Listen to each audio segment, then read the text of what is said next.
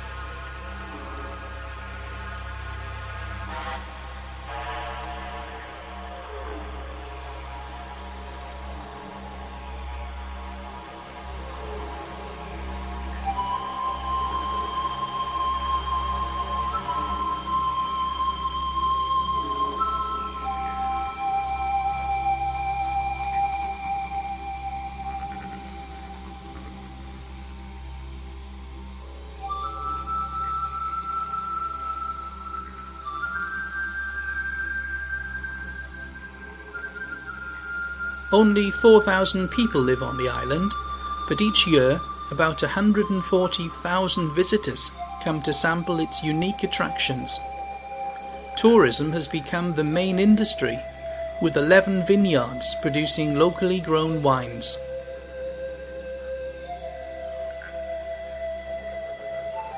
The island's geology is also like Australia in miniature, even boasting an inland desert, the Little Sahara, with dunes rising way above the tree line. Climbing up the first ridge, you're confronted by a second, much higher dune, which, when scaled, reveals yet more dunes receding into the distance.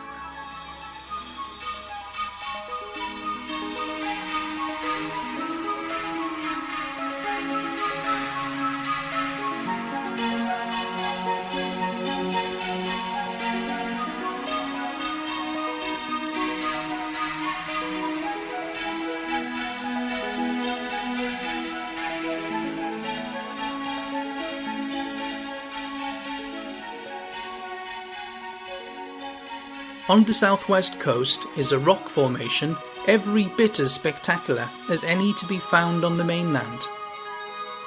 Geologically similar to Uluru, the aptly named Remarkable Rocks have been formed by 200 million years of weathering.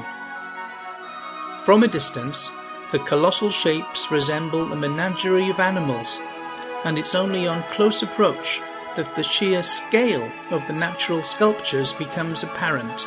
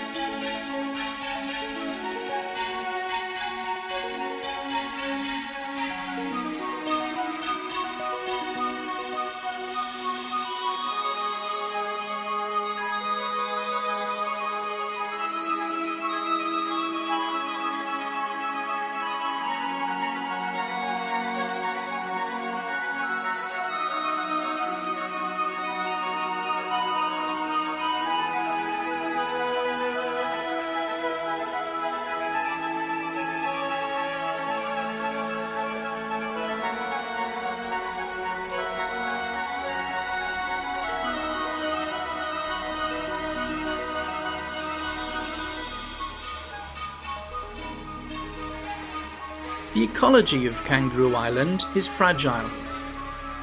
2 years before our visit, bushfires had ripped through the western side of the island, and large areas of the national park had been burned.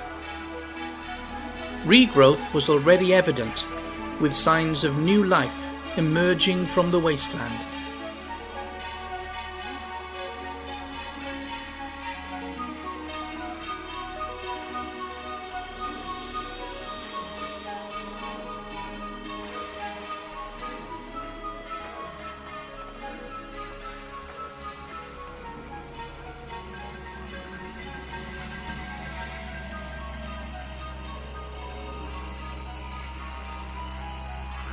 At the time of our visit, South Australia had been suffering from a severe drought. There had been no proper rain for over 4 years, and the water levels of lakes and rivers had been reduced to an all-time low. When this had happened previously, it had had a devastating effect on the island's eucalyptus oil industry. In the 1930s, there were more than 100 stills on the island. Today, there's just one. At Duck Lagoon, the remnants of a disused refinery can be seen. As the creek silted up, it became more and more difficult to extract the oil, and it was eventually abandoned, with the owners taking up sheep farming instead. As the water levels dropped, the creek became more and more saline, eventually poisoning the eucalypts.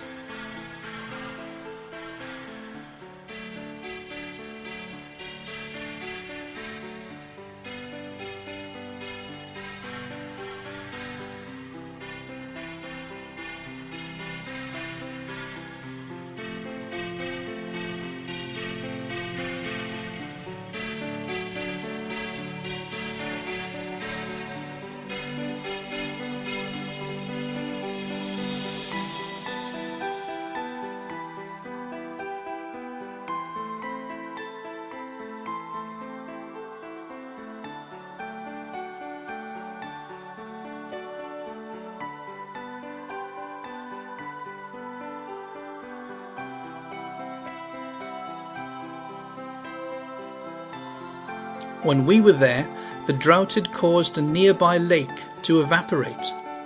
The salts and minerals that had leached into the water had now started to crystallize, forming a brittle crust around the shore. Stranger still, the limbs of long-dead trees had been coated with salt, causing a ghostly forest to emerge from the receding water. The spectral shapes of this strange and eerie alien landscape will be the abiding memory of our visit to Kangaroo Island.